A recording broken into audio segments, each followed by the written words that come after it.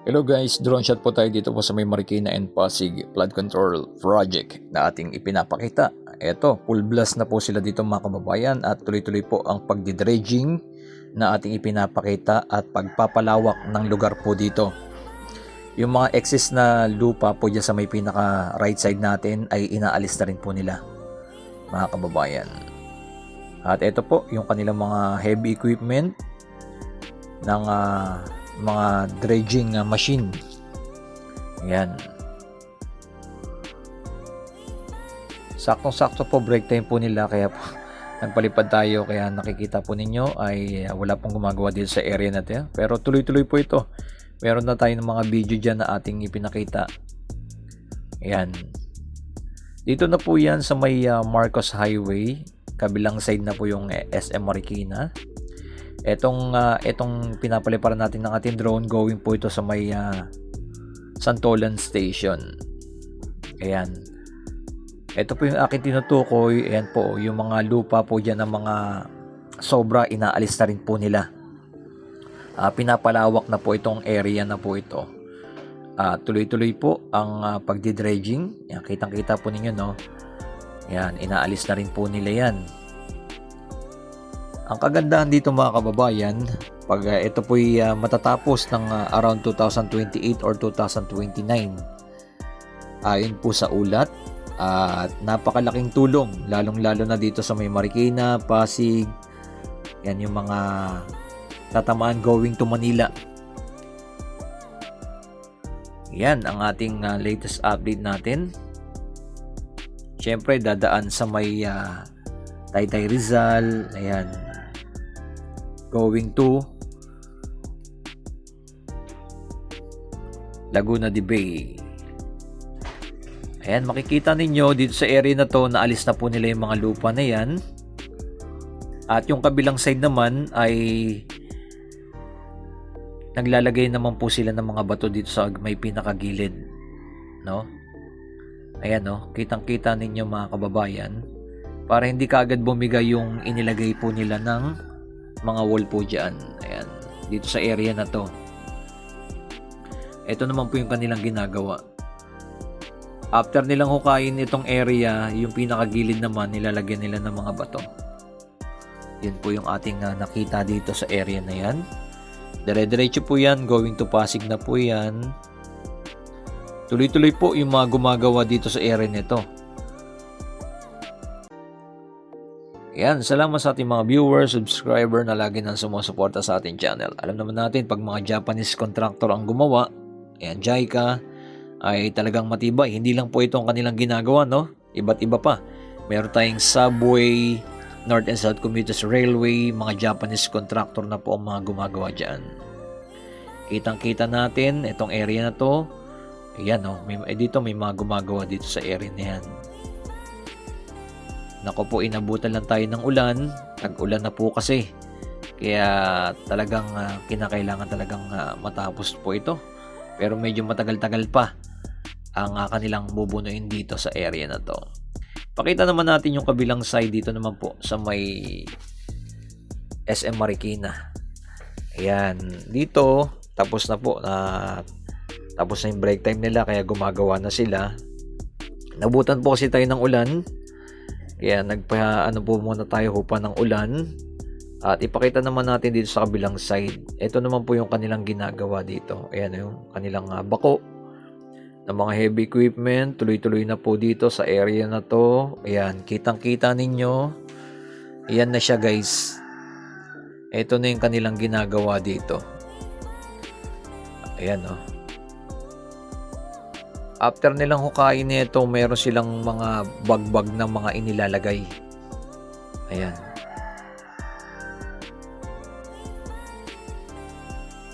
Ayan, kitang-kita po ninyo, no? Kahit umuulan, umaaraw, Sabado at Linggo, tuloy-tuloy ang mga gumagawa dito. Iba talaga pag mga Japanese contractor talaga ang may hawak, no? Walang pahinga talaga. Pati Linggo, pati holiday ay tuloy-tuloy sa kanila gumagawa. Tignan nyo po yung mga bakal na inilalagay. Ayan. Solid na mga bakal na inilalagay dito sa area na to. Lahat, halos lahat naman po. Ayan, oh. Kitang-kita po ninyo, no? Ayan. Talagang hindi basta-basta kung tumaas man yung baha, hindi basta-basta masisira itong inilagay nilang wall po dito. Dahil mula ground hanggang pataas na wall ay puro bakal po yan. Yan po ang kanilang mga ginagawa. Siyempre, napag-aralan na yan ng mga Japanese contractor natin. Dire-diretso po tayo. Ito, papunta po kay Marikit po ito, mga kababayan. Pakita naman natin dito sa area na to. Dito, medyo malawak-lawak pa yung kanilang gagawin. Nagsimula kasi sila sa may pinakadulo, no, ng Pasig at papunta po dito. Naman ay tuloy-tuloy na rin po. Ayan, maraming salamat sa ating mga viewers, subscriber na lagi na sumusuporta sa ating channel. Ayan. Napakalaking tulong po ito, mga kababayan, dahil libo-libo natin mga kababayan ng mga nagdaang panahon ay pag umaapaw ang tubig dito ay talagang apektado talaga sila. Lubog ang kanilang mga kabahayan. Ayan. Ayan, no, kitang-kita po ninyo, no, yung solid na mga bakal. Nilapit natin yung ating drone para mapakita natin sa inyo na ganito kapulido gumawa ang mga Japanese contractor. Pero mga Pilipino po yung kanilang empleyado dito, guys, ha. Ilapit po natin ang ating drone para mapakita natin sa inyo ng malapitan. Ayan, di lang po natin alam kung saan nila dinalagay yung ibang mga lupa, no. Ito, yan, no. Kasi may mga truck na naghahakot. Ayan, no. Solid talaga yung mga bakal na inilalagay. Ito talaga yung tunay na flood control. Mga nagdaan na araw na alam nyo naman po pag bagyo, nasira yung mga flood control, yung ghost project na ibunyag na ng Senado. At abangan natin ang mga mabubunyag pa about sa flood control issue. Pero itong mga Japanese contractor, hindi sila ganun. Talagang pulido talaga sila gumawa at hindi ghost project, no? At matibay. Kitang-kita nyo naman po, no? Halos mga major project dito sa ating bansa, mga Japanese contractor na gumagawa. Yung Metro Manila Subway na isa rin nating ina-upload mula dito sa Valenzuela hanggang Taguig ay Japanese contractor ang may hawak. Ang North and South Commuter Railway, isa sa malaking project, no? Ang plano ay maituloy-tuloy papuntang Ilocos Norte. Ang North and South Commuter Railway, yan po yung ating aabangan sa mga hinaharap. Ayan, no. Dito sa area na to may mga gumagawa rin. At makikita po ninyo yung pinaka-ground baba ng ano niya at wall ay magkaduktong na bakal. Pakita po natin dito sa area na to. Ayan. After nilang malagyan ng wall dyan, yung pinakalikod po pala ay binubuhusan pa rin po nila ng mga lupa. Parang matibay po talaga. Ayan, no. Kita nyo yan, guys.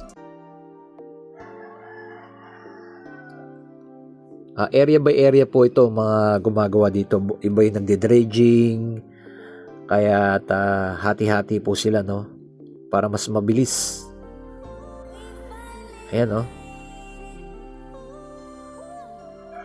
Ito yung aking tinutukoy. Yun, no, yung pinakababa ay bakal po yan. At yung wall. Ganyan po ang gumawa talaga tong mga Japanese contractor natin, no.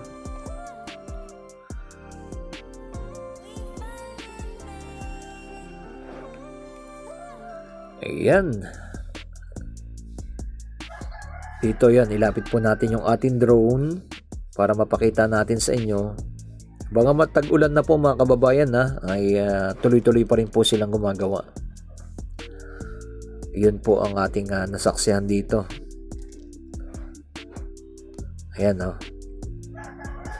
Nasanay matapos na po ito para inuna po nila yung mga area na may mga bahay. Yun po yung aking nakita sa pagdodrone natin, no. Yung maraming bahay sa Santolan at banda dito sa area na to. Yan po yung mga inuna nila na harangan At banda nga po sa may Santolan, naglagay pa po sila ng pag pumasok yung tubig ay meron silang machine doon na ikusang ilalabas, no? May mga pumping station na inilagay na po ang ating mga local government diyan.